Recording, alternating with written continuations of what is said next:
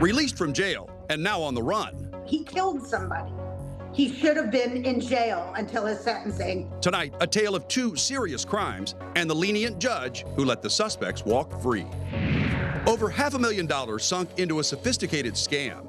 How a 74-year-old woman did some of her own detective work to help police catch a suspected rip-off artist. A thorn in the side of local shoe stores. This guy has just been on a rampage. Business owners are piecing together the MO of a gun-toting sneaker thief. Tonight, in the Spotlight.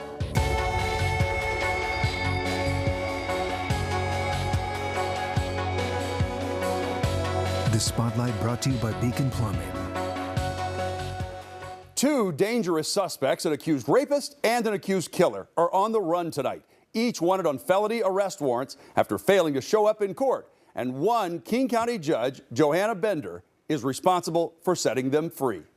Good evening and thanks for joining us. I'm David Rose. We put the spotlight on Judge Bender's controversial rulings several times over the last few months. Tonight, we're hearing from an outraged family whose loved one was killed and then the suspect released by Judge Bender. They want answers and accountability, and so does the Renton police chief. Dashcam video from September 7th at about 10:03 p.m. shows the seconds leading up to the hit-and-run homicide of 60-year-old Tim Gerchmez. 19-year-old Urias Morales Perez was on the way home from a birthday party in his 2002 Honda Civic. He stopped at the intersection of Airport Way and Rainier Avenue South, waiting for the red light to turn. Tim starts walking through the crosswalk. The light changes, but Morales Perez waits several seconds before he suddenly accelerates, making a left turn, hitting Tim, knocking him up onto the windshield, smashing it. He was hit 2 days before his mom was scheduled to visit. He didn't even tap on his brake after he hit my son with his car. He just kept going and went home. He was located a short time later by our officers, obviously intoxicated. Renton Fire tried to save Tim's life, but he died at Harborview Medical Center. Prosecutors charged Morales Perez with vehicular homicide and hit-and-run felony. It was his second hit-and-run. Bail was initially set at $100,000. But then, at his arraignment 2 weeks later, Judge Johanna Bender agreed to lower it to $10,000, with only $1,000 cash needed to post bond. She made that decision before realizing that Tim's sister and mother had joined the court hearing via Zoom. Were there any other conditions that the state wanted to address? Yes, before the victim's family was on Zoom and they also wanted to speak. Oh, of course, I apologize. Beth McIntyre argued against releasing Morales Perez. I feel, and I think my family feels, that he remains a danger to the community and should stay in jail so he doesn't kill anybody else until his sentencing. I didn't even want him to have an ankle monitor. He killed somebody. He should have been in jail until his sentencing. Judge Bender stood by her decision. The law requires that I presume that anybody accused of a crime is innocent unless and until they are convicted or plead guilty. And related to that, the law requires that I presume that people should be released from jail before trial. So I don't think it mattered what we said or if we were even on the call. Phyllis and Beth say releasing a homicide suspect on low bail sends a message that human life doesn't matter. This is craziness. Yeah, and is your fear not only that you don't have any sense of even some closure, but also that he might hurt other people? Well, that was the biggest thing, is I was like, why would you let a young 19-year-old go that killed a 60-year-old man and then not expect him to do it again? The next month, Morales Perez was back in court, where prosecutors asked Judge Bender to remand him to jail because the county had a backlog on setting up his electronic home alcohol monitor. She ruled it's not his fault and denied the request to hold him. So I'm going to allow your client to remain in the community, and in a significant exercise of trust on my part, I am going to believe that he is going to continue to engage in the good law-abiding behavior that he has been engaging in. Then on November 8th, Morales Perez failed to show up for a plea hearing, so a $200,000 warrant was issued for his arrest. Out of concern for the safety of his community, Renton Police Chief John Schultz emailed this letter to Judge Bender challenging the comments she made in court, writing, "Good law-abiding behavior.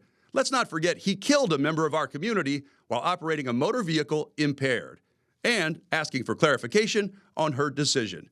So I can explain to my community, can you please help me understand the logic of allowing Mr. Perez to be free pending trial? I feel as though his behavior has been minimized at the expense of public safety. Was there something on our end that she was looking at that maybe held a problem for him being held in custody? And what response did you get? I got no response back.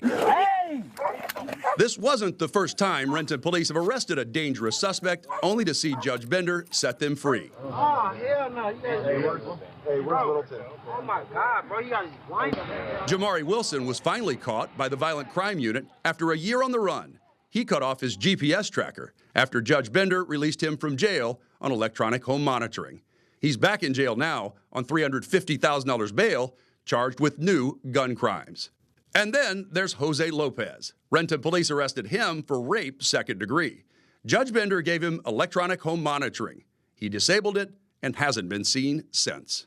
I think it really thwarts the trust in the justice system when our community sees it's almost like a revolving door of we're arresting these violent criminals and then they're allowed and released back out on the street. While judicial rules prohibit judges from doing interviews about their decisions, Judge Bender did address criticism she's received. Her comments came at a hearing last October to increase Kashawn Jemerson's bail. He's accused of killing a handyman. Judge Bender told the suspect's mother she empathized with her. This hearing isn't about me, but I will share with you that I often get death threats based on the decisions that I make, which is equally frustrating to me because I'm trying to do my job, and it should not be the responsibility of any member of the public to threaten my life because I am trying to uphold the law. So I am very empathetic to the situation that the family finds themselves in. Why is she on the suspect's side rather than the victim? Tim's family doubts they'll ever get justice for his hit-and-run death.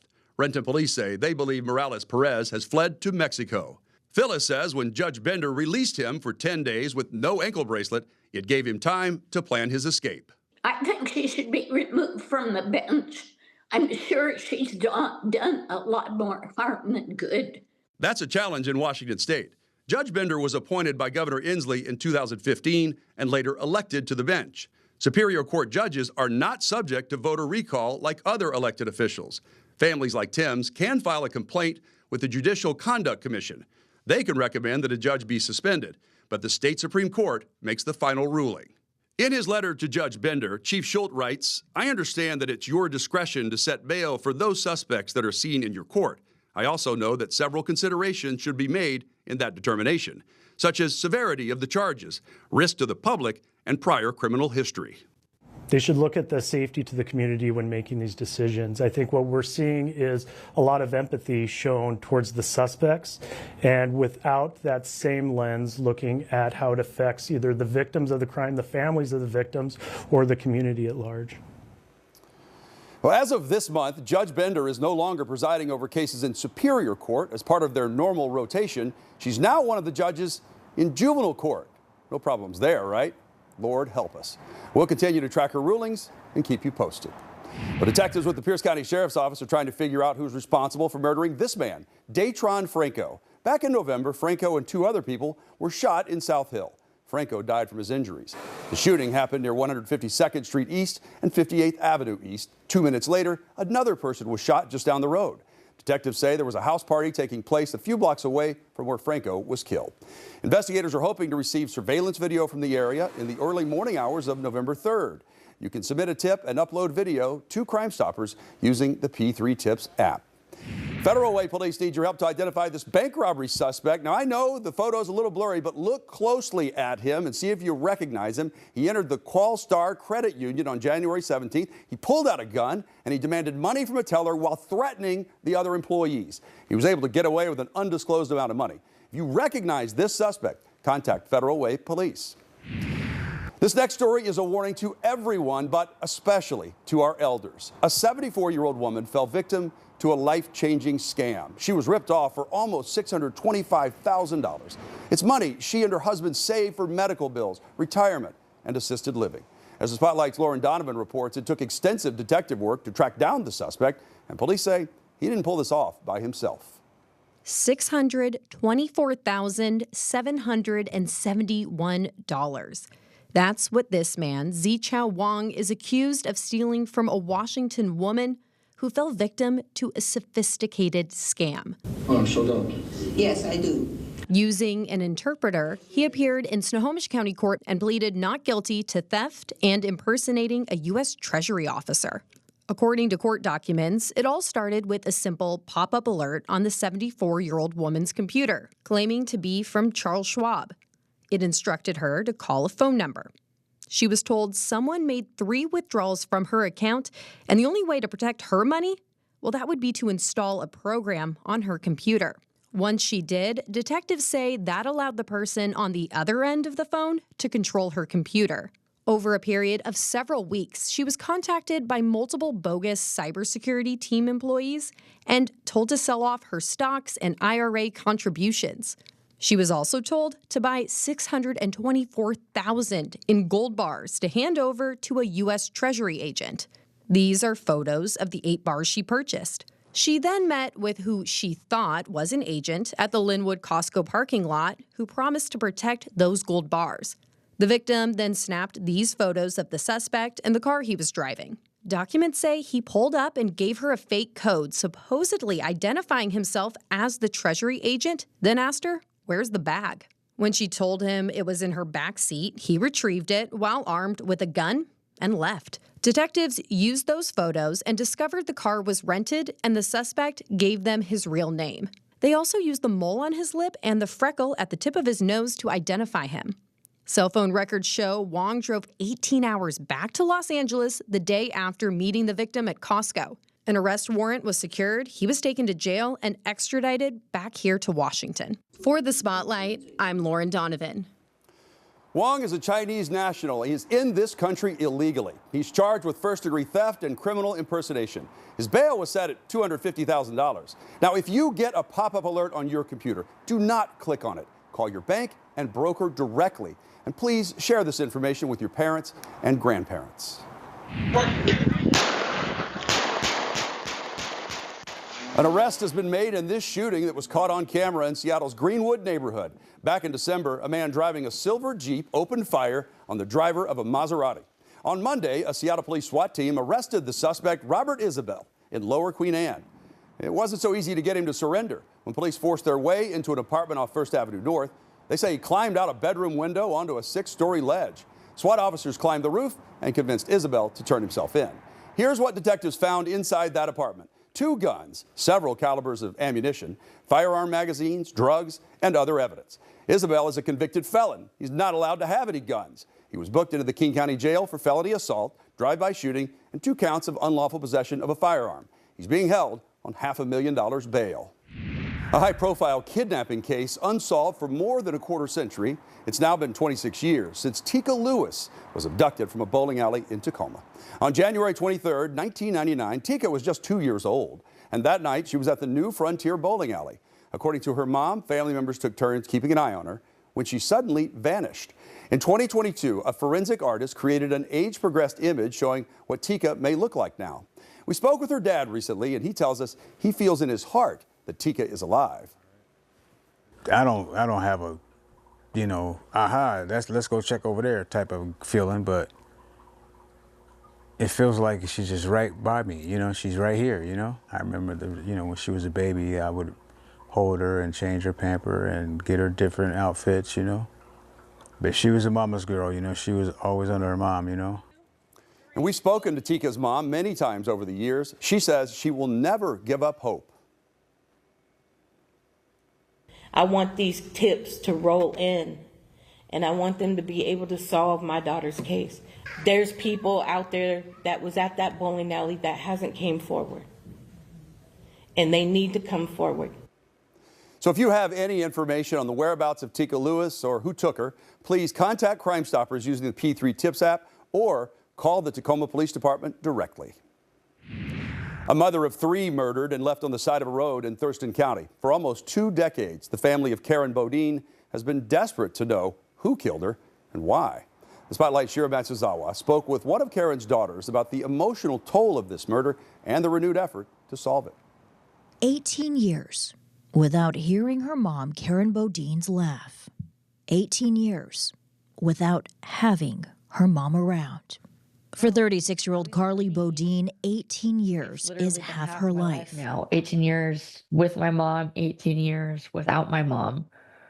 That's a real reality check. On January 22nd, 2007, someone killed Karen and dumped her naked body on the side of Little Rock Road Southwest, just north of Rochester. A lot of times when I drive by, I have a lot of anger and angst and hurt. But other times, I know that she's not in pain anymore and she's happy now and no one can hurt her anymore. But who was behind this? All these years later and still no arrest.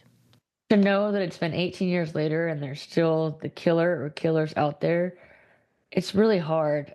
They could be in line behind you at Safeway getting milk. They could be at the gas pump behind you. Like, you never know. Like, there's a killer walking around, and that's not okay.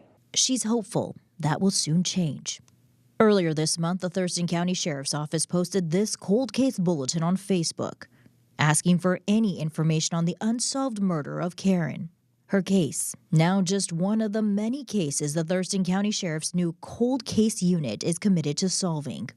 Someone knows something and they're just not giving it up, and that's not okay. And we're here to tell you that we're going to get you. The end. Until then, Carly and her siblings keep Karen's memory alive through annual candlelight vigils like this one. Carly's sister was 15 years old when Karen was murdered. Her brother was 12. My sister had her first baby, and she would have been a grandma, and we're all suffering because she isn't there. And while she says they never get used to not having their mom around, you get used to the disappointment that she's not able to be there because someone stole her from you. I often think, she would have been so proud for it, like knowing that we'd grown up and done so well. For the Spotlight, I'm Shira Matsuzawa.